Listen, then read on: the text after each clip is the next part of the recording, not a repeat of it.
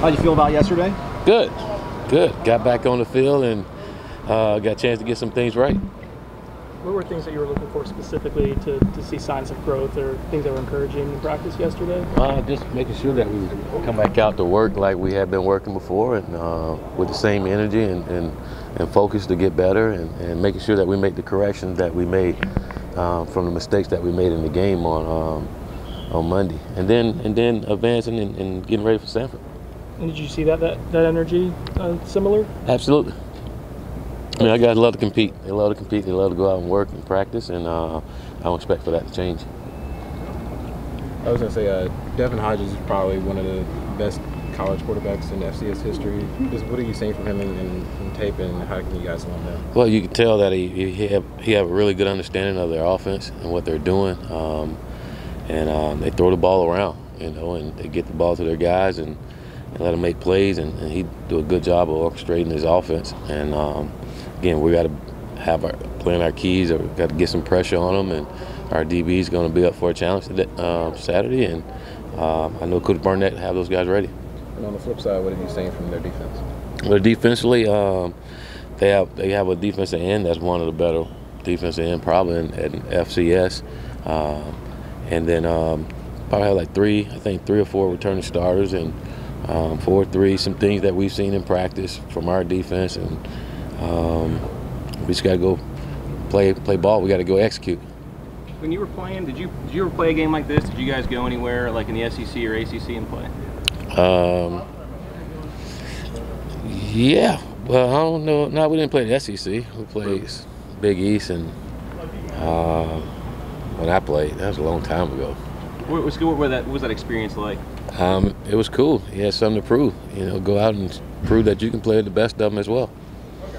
How important are these early games to the evaluation process of finding out your rotations, the guys you want out there on the field in certain situations? Well, I think every game you go out, you're always evaluating where you're at and how can you get better. And again, I think from game 1 to game 2, you make your most improvements, and we're looking for our guys to go out and improve dramatically in this football game. But again, I think every opportunity is a chance to get better and evaluate what you have, and make sure you got the right guys in the right place, and they're doing exactly what you're asking them to do. Do you expect to have Landon Dickerson available? You never know. We're going to see. Again, he had an ankle injury. Don't know how he's going to respond to it. Big guys respond a little different than smaller guys when it comes to ankles. Would if he's unable to go, would Derek Hill slide outside of him like this? There's a chance. We'll move our offensive line around to make sure that we got the best 5 in there to help us win this ball game. Having a guy like Derek who's really played everywhere but center, I think, on the line at this time, how nice is it to have a guy who's got so much experience everywhere? That's great. I mean, a guy that can play multiple positions up front is always good. You like to just have all guys in one spot and let them get a synergy and get comfortable doing it. But to have a veteran guy like Derek is great to have and give you some more options. With all the injuries on the O-line, is there any chance that the freshman might play? There's always a chance. I mean, I think with the new rule, there's always a chance. And again, we're gonna always do what's best for our team. And if playing one of those guys, what's best for our team is what we'll do. Amari Gainer, there's any timeline on him returning to action? He's out here now. He's running around. I don't think Amari is 100%, but he's getting closer. Is Zaquandre all right? Yes. Z had a great practice yesterday.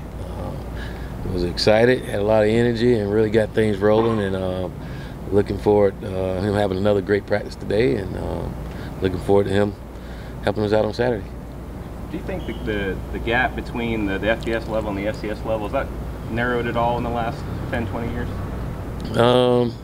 No, I don't think so. I think it kind of going the opposite way now, just because of how everything is set up, and you got different levels and different revenue now. So it's tough, but you have some good players at the FCS level, and they just don't have as much depth as other schools.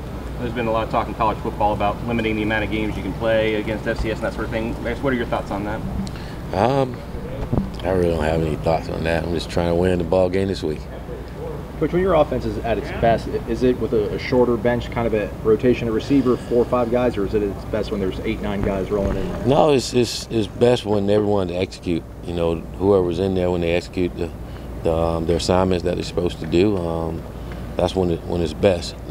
Getting the right guys in there to understand what to do, and then execute the plays efficiently enough. We got to be consistent in our execution, and I think that comes with getting more consistent play out of guys.